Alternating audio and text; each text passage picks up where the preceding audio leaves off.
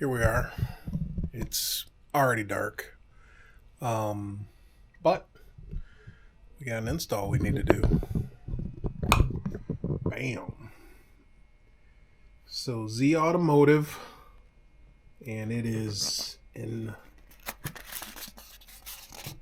oh, here we go.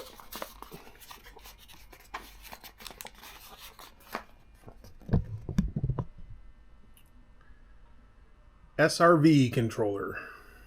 That's what it is. So basically, short runner valve is when you put a 392 intake onto a 5.7, you need either an actuator box, which I already have on there, but for some reason it's not opening up. So Z Automotive came out with this device that is supposed to work really well, so we're going to make the switch today. So stay tuned. Peace.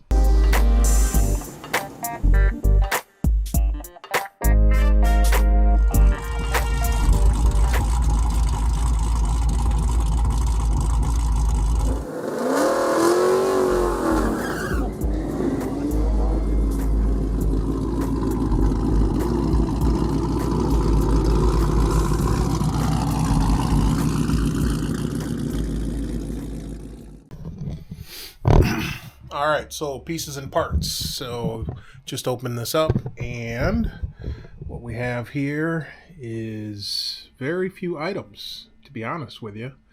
Comes with, I'm guessing this is all engine bay stuff. Ooh, somebody waxes their car a little too much. Look at that.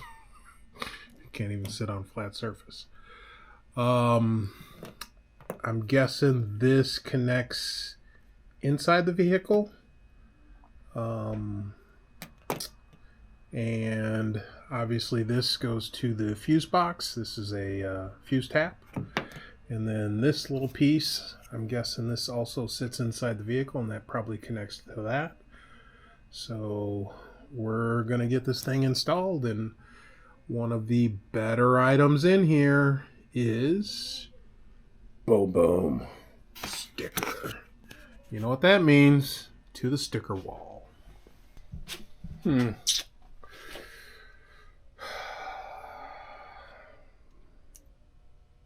Oof. We got stickers falling off. I'll have to do some extra gluing. We'll just pop this right there. Call it good. All right. Now, let's get to work. All right. So here's the window switch I was talking about. And this thing is basically there, but it's supposed to go off at 4800. It's supposed to actuate the short runner valves, which is not performing to its fullest capacity, we'll say. So we're going to get rid of all this that it took to do the window switch and swap it out for the Z Automotive SRV controller. The hardest part, I believe, is it gets connected back there somewhere, and I'm not even going to begin to tell you how far back that is. So that's going to be the hardest part, is clipping that in, and then we run it through the firewall somewhere over here. There's great instructions online, or the guy did it, in like 8 minutes, so I'm not gonna, this isn't a detailed installation thing for you guys, because you can find it, it's already out there, so you don't want to hear me talk about it. But the end product is this goes away, the window switch and all the stuff that's not working correctly here, and we connect directly to the connector at the back of the intake manifold and run it through the firewall, and then the little box that I showed you goes on the inside and connects to power in there. And we also, I think he used fuse 28 if I heard him correctly, so we'll pop in here and we'll do fuse 28 as the piggyback. I'll have to look and see where the existing one is piggybacked off of. Hopefully it's the same one, and then it'll be easy swap. So that's where we're at. Okay, so I found where the previous install that Dave did for me was tapped into. It looks like it's tapped into this one using this, I don't know if you can see that white cable there. That's probably what he tapped in with. So, and then this went to the back of the manifold and connected up. So the replacement one is going to be this guy here. So basically all we have to do is get that plugged in, and I'm going to do a little cleanup on how they tapped in here. So all this can come out now, and I just have to remove the added white tap-in line that he used there. So still moving forward. This was a bitch to get out, so it's going to be hopefully easy to put it back in. Fingers crossed. So onward and upward. Upward and onward? Something like that. 2 hours later. No, it hasn't been that long. Just kind of feels that way though.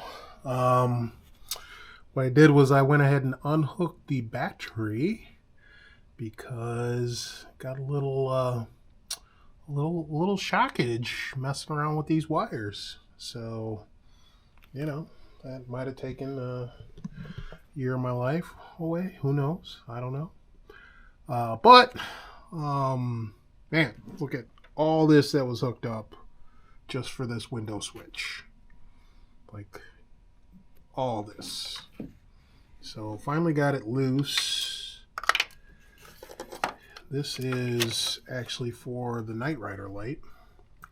So I did have them tied into the same ground right there. So what I'm going to do is I'm going to actually move the ground for the Knight Rider light, which is right here. I'm going to move that up to here, and I'm going to double up, and I believe this circuit here,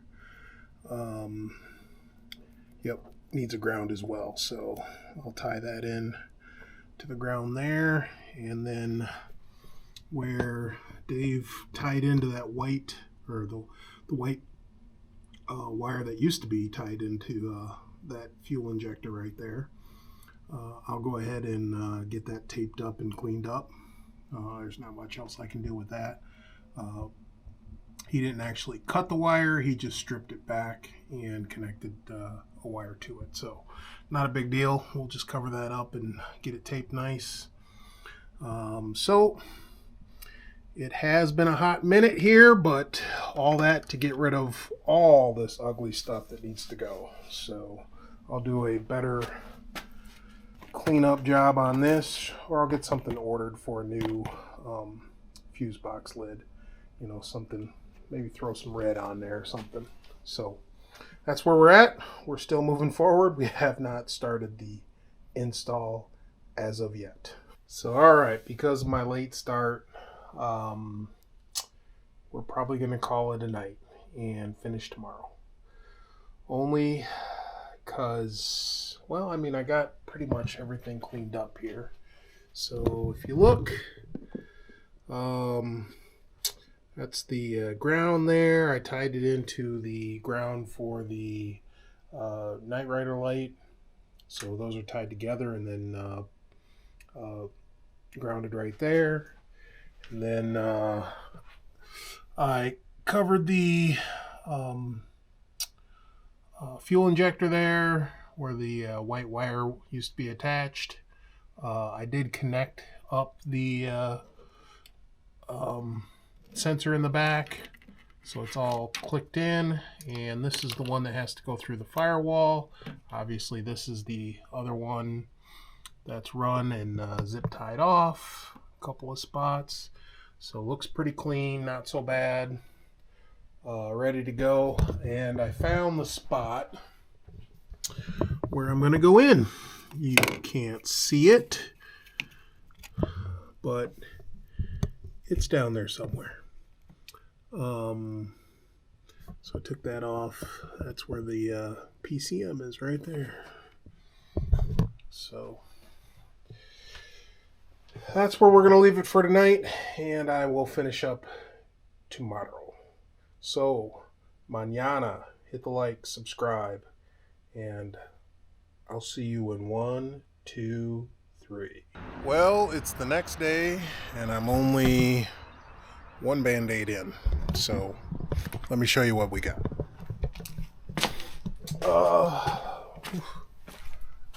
Clear up some room in here.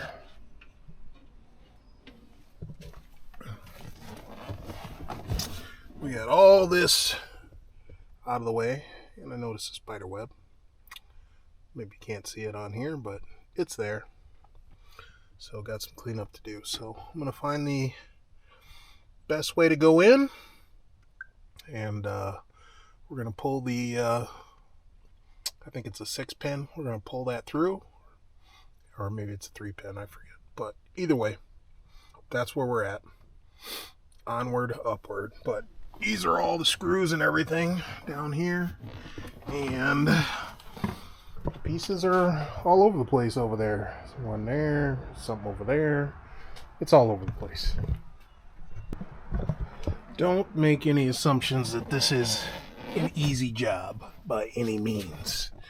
So as you can see here, that cord is through, and you can see it disappears back there. See if I can get you some light here. So you see it disappears way back there. So that is fished through,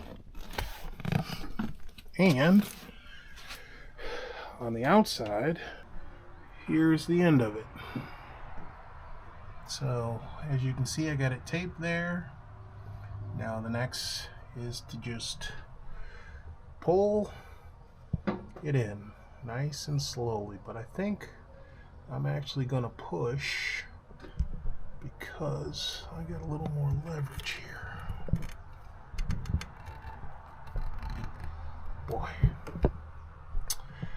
it's gonna be a bear. Pull it is. All right. Can't hold you guys and do it, so stay tuned. All right, so pulled it through, and now did a little cleanup out here. Everything should be good to go. Everything should be in place, grounded, zip tied around. I still got to put the cover on this side, you know, but before I put the cover on, wanted to show exactly what it looked like on the inside there. So there's a visual. It goes into the firewall right there in the center there. Use some hardcore tape over the top of it to seal it. So if I have any issues or any smells on the inside, then I'll go ahead and caulk it. But it's pretty well covered. So now I'm going to move inside and complete what needs to be done. Put the cover on and go inside. Okay, we're back inside the car, and everything's still torn apart, as you can see. This is the new connector here that came through the firewall, and here are the pieces and parts that came in there. So I believe connect this up to here. Okay, looks like this will fit this one. Slap that into place. Heard it click. This looks like 6-pin connector, but only 5 pins in it. It's going to fit the SRV controller. So we'll slap that in place.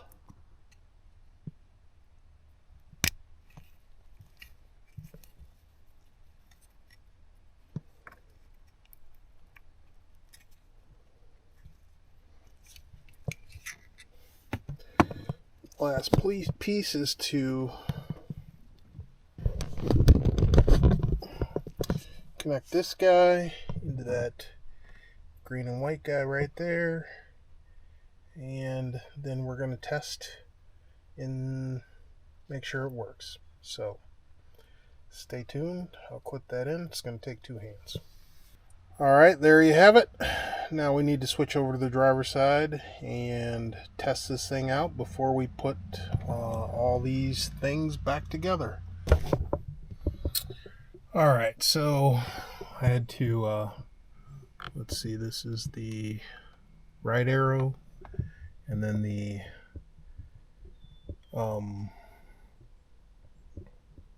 cruise control up down, sorry. So right arrow, cruise control up down, and set it to, I set it to 1800 just to test it out. And then if I let go, everything should be set. Doesn't look like I have to do anything else. So now we'll test this guy.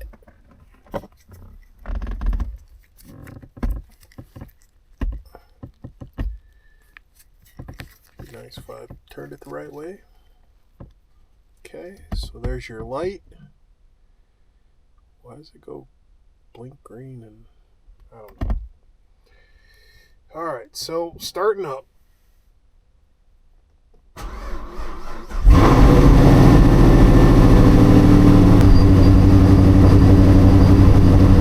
Alright, now I'm going to give her a little gas here.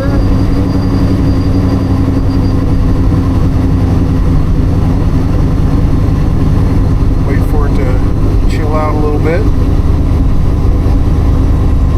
Let's see if we can get it at 1800.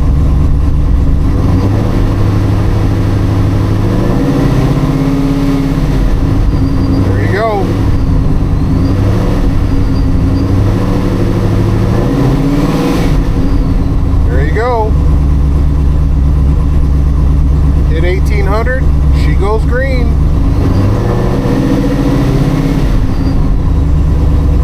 All right, time to slap her back together.